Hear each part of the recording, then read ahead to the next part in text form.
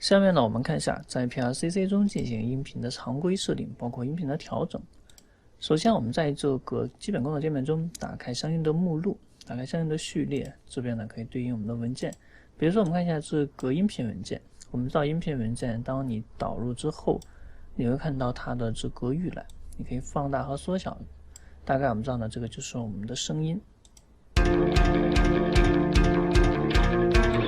很直观的一个预览。那这个音频呢，如果说你需要一部分的话，或者仅需要前面的高潮，我们可以说去设定一个入点，设定一个出点，直接的将它呢拖动到时间轴上。这边也可以看一下，时间轴上呢也会去给出一个小的缩略图预览。我们这边可以说拖动放大一点，看得更直观一点，或者说呢你滚动鼠标中键也可以去放大和缩小。这个是我们看到默认音频加载后的一个状态。那声音呢是没有问题的，而且我们在播放的时候看一下右边的音频仪表，也就是我们选中的这个区域。所以我们看到这个节奏它有高有低。下边的两个 S 代表呢左声道和右声道，然后这边呢会有它的分贝，从0到我们下边-60，然后左边有它的这个最高的一个数值，我们看到一个方块，右边呢同样有一个方块。超过最大的这个频率或者振幅的时候，它就会触碰到这个点，证明了这个音频呢有点音量过高。其实我们在这个图形中按下波浪键最大化，把这边呢再拉大一点，我们也会看到这个声音它已经触碰的非常的高了。所以我们看到这个结果，它的声音还是比较大的。这个是我们看到的这个音频，然后我们看一下视频。很多时候你会遇到一些问题，怎么样去解决？这个视频拖动进来之后呢，我们简单的预览一下。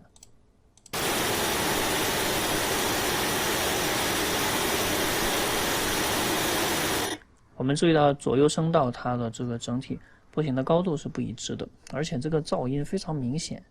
当你拖动到这个时间线上之后，你会发现，其实在立体声的话，它是有 L 声道和 R 声道。我们看到这个 R 声道基本上全部是直线，证明非常的糟糕。但是你拖动到的是 A1 一个轨道，一个轨道包含了2个声道的声音，怎么样的单独去修改？所以方法呢，就是说我们在上边去右键修改，选择音频声道，这个面板中会给出解释。那你这个视频是立体声，你就选择立体声。我们可以单独去预览一下左右2个声道。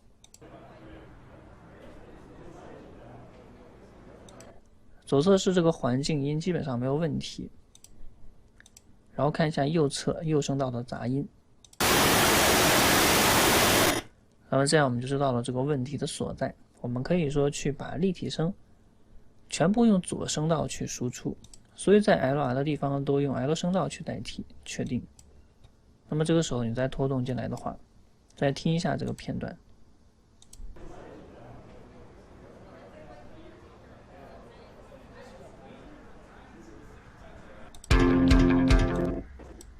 我们也看到呢，它左右两边的声音都是一致的，因为 L 声道和 R 声道左右2个声道是完全一致的声音，这是一种方式。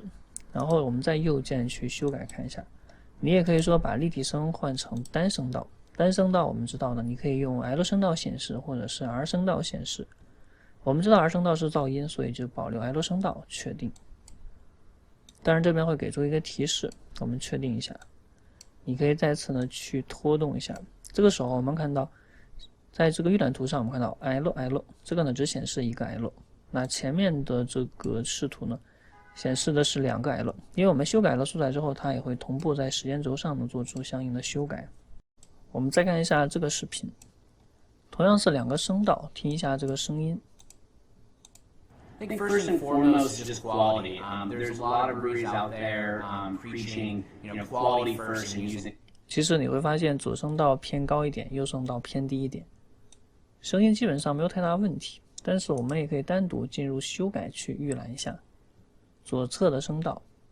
I think first and foremost is just quality. There's a lot of breweries out there. 非常的清晰。那么这个可能说是我们这个麦克风加在我们这个肩膀，或者说加在我们这个胸前的麦克风，然后右侧可能是摄像机的这个麦克风。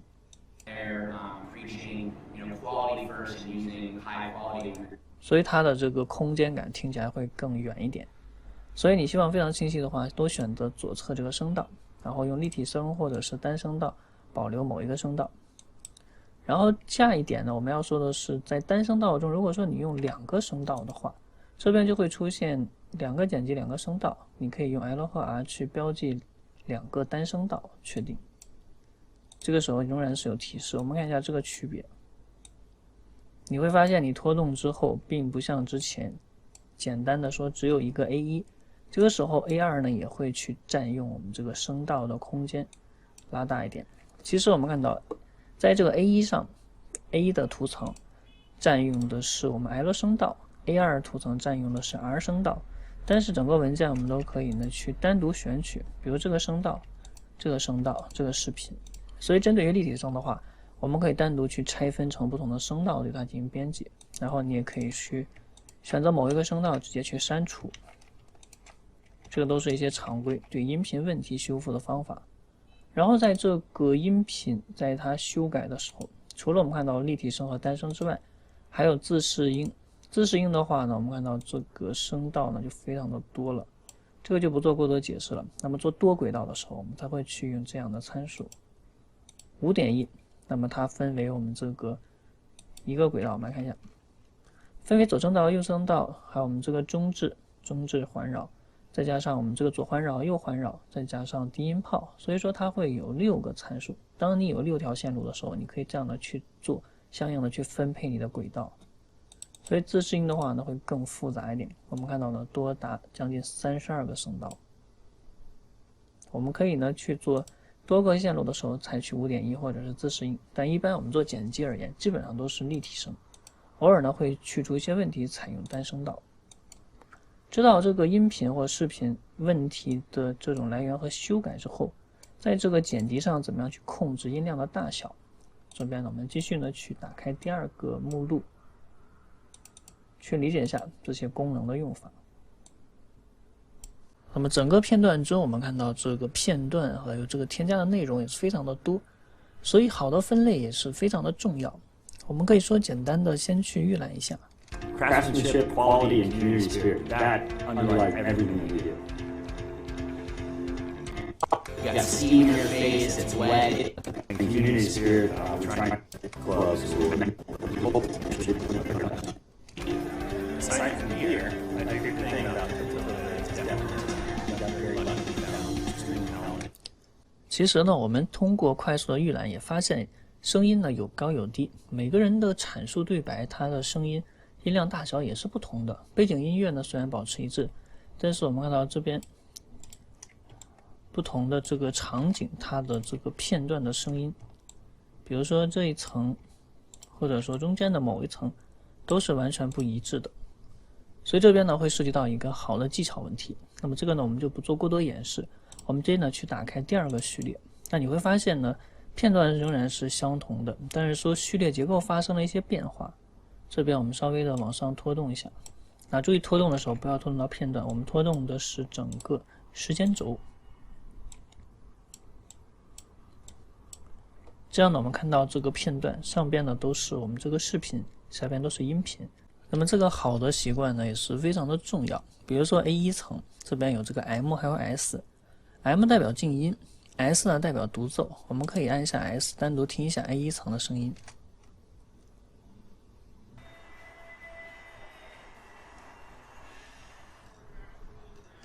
基本上都是视频中原始片段的声音。然后如果说你按 M 的话，这个轨道是不会发出声音的。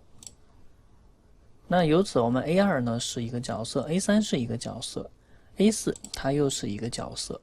所以我们可以说按照 Alt 或者 Option 去拖动，比如说在这个 A2 这个轨道上，那么这个角色我们看到它和这个环境的这个片段缩略图是保持一致的。你可以去右键选择标签，给它选择一个其他颜色，比如说紫色。那我们看到上边 A2 呢，这个是一个人的。A3 我们选择一下标签去加一个颜色，比如说天蓝色。那么这个 A4 呢，我们继续选择右键选择标签。那注意不要进行多选。比如它呢，我们去用一个黄色，这样你一看到这个颜色，你就知道这个是 A2， 这个是 A3， 这个是 A4。所以我们看一下 A2 这个人物说话，它的这个声音。Craftsmanship, quality, and community spirit. That underlies everything that we do.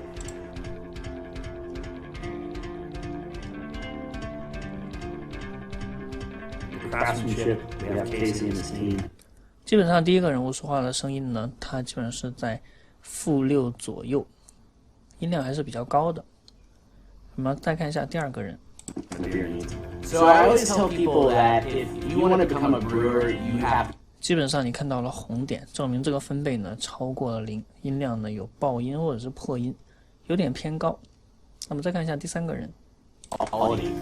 Aside from beer, my favorite thing about Toba is definitely we got very lucky and found extremely talented. 那么这个人物说话的时候，声音可能说呢稍微偏低一点，第二个偏高一点，第一个呢可能说将近正常。所以我们要的一个标准就是说，人物说话的声音基本上是在-6到-12之间，这个是一个硬性的一个要求。其实很多广播呢都会采用这样一个标准，我们基本上要保持在-6到-12之间，这个是一个很好的分贝。那么我们如何去修改？其实这边呢会涉及到2个概念，输入和输出。其实我们做的整体调整，也就是说在时间线之前进行它的编辑和调整，这些呢都是输入的操作。那么在我们进行时间轴上的一些编辑之后呢，再去做一些音量调整，这个是输出。那输出呢会涉及到音轨它的一些核心的操作，这些呢如果说目前没有理解没有关系，我们会随着演示逐渐的去深入对这2个概念的理解。首先说到这个输入的话，我们知道这个角色他说话的声音呢是偏低一点的，所以我们在这个片段中，也就是我们这个 Kyle 它的这个片段可以双击加载一下。Aside from beer, my favorite thing about Toba is definitely the team. We got very lucky. 那么除了在这个预览图上去看它的这个大小，这边呢可以拖动去看一下，去看之外，我们也可以说借助 PRCC 内置的工具，选中片段右键，选择增益去看音频增益，快捷键呢是 G 键，也就是我们所说的 ABCDEFG 的 G。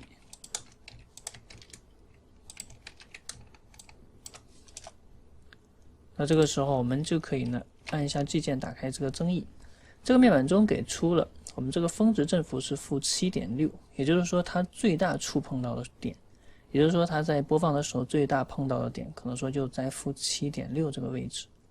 那么我们要做的就是说你需要多少就去调多少，比如说我们直接呢去把它设成-6，那这样呢就直接做了调整，或者你用第二项呢，我们直接呢去按照目前这个数值-7.6，你想让它变成0分贝，那你可以说直接呢去加7.6，让它变成0，或者说我们这边去加一个8，都可以的完成。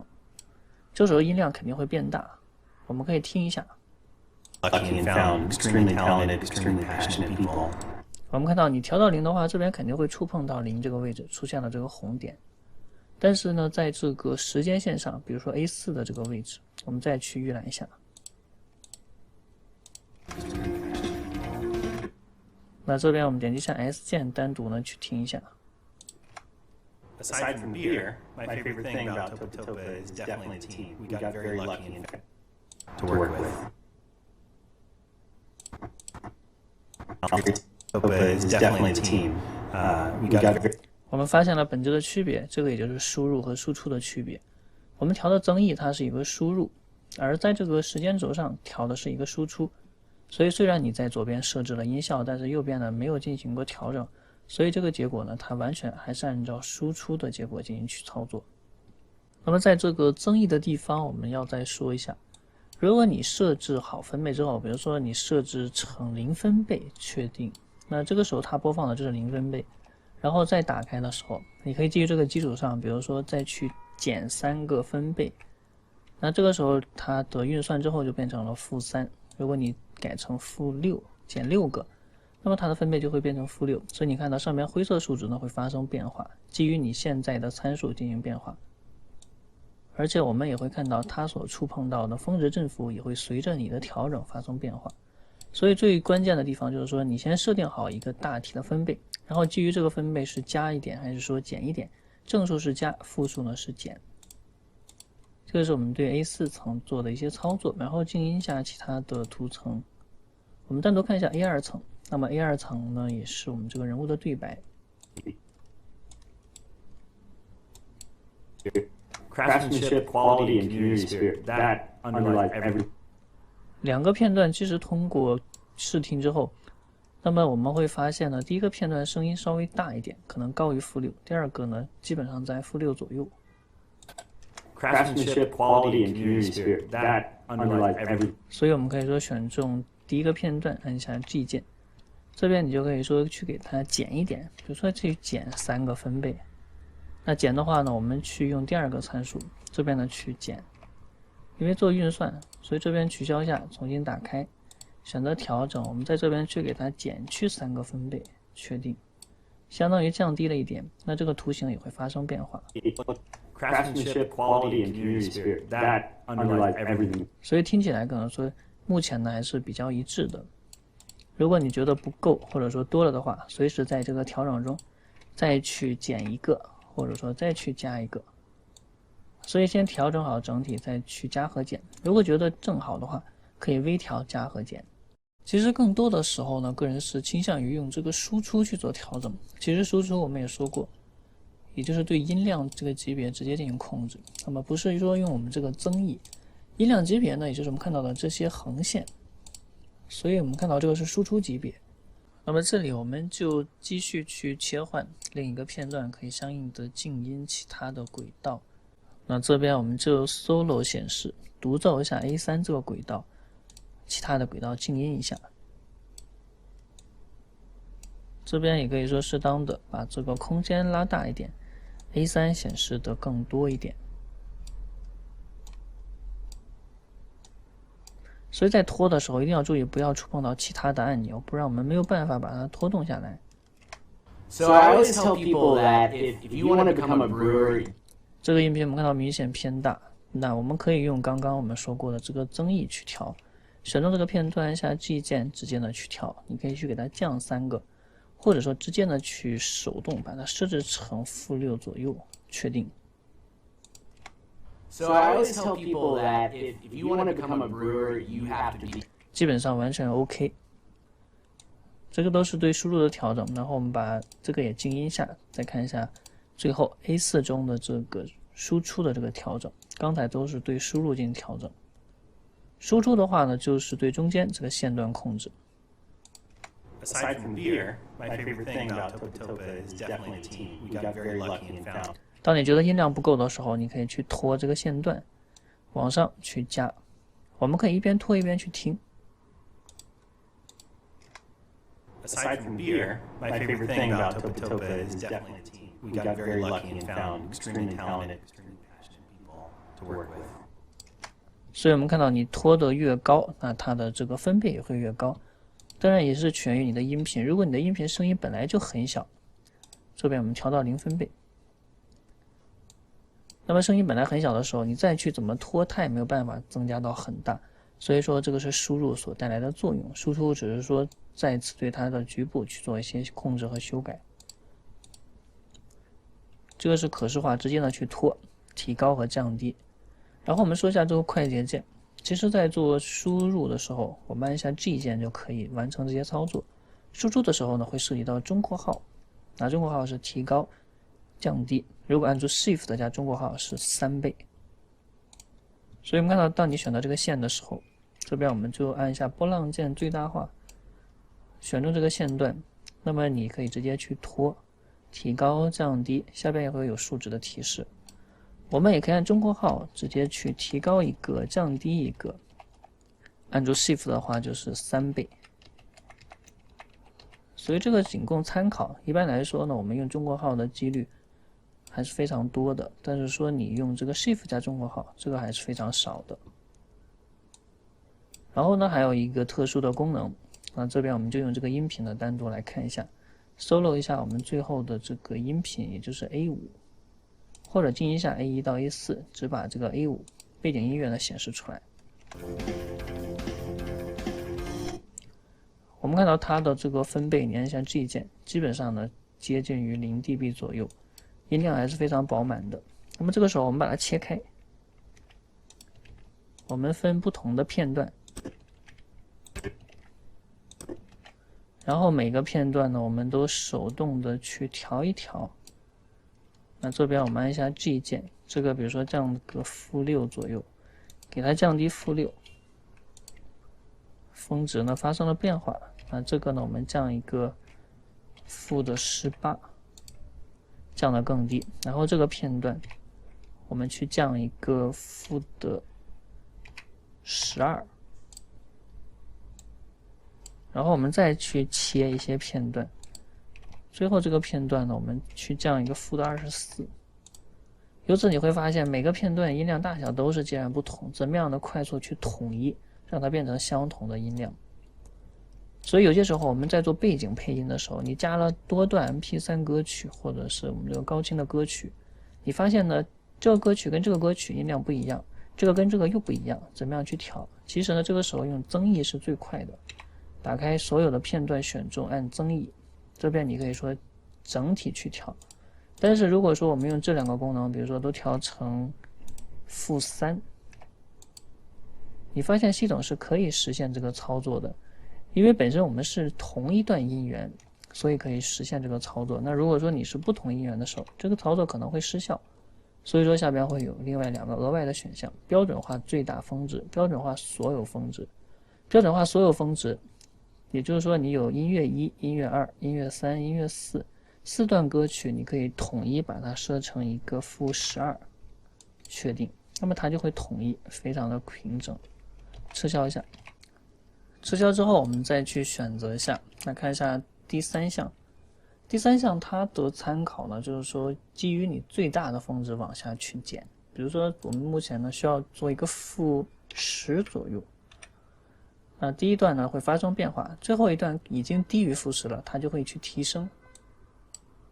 所以我们看到这个过程非常的神奇，所以我们看自己按照自己的需求，这边我们去做一个-32，我们看一下，那你会发现呢，它会基于我们右边这一段，好，左边这一段在降低的同时，右边呢去提升一点，所以区别呢是非常的明显。第4项呢是整体统一去调整，不管有高低，还是说有音量大音量小，全部统一调整成一致。第3项呢会去参考最高的和最低的，然后平衡去做调整。所以4种增益呢都属于输入，我们自己呢按照需求去选择。然后输出呢只是说中间的这个音量线段，我们自己呢去调整和控制。然后在这个音频的调整中，我们还会呢有很多其他方面的知识，比如说怎么样呢去让音频由高到低，由低到高，怎么样呢对这个音频不同的轨道去做一些简单的混音处理，这个呢我们留到下一节去讲它的这个音轨的操作。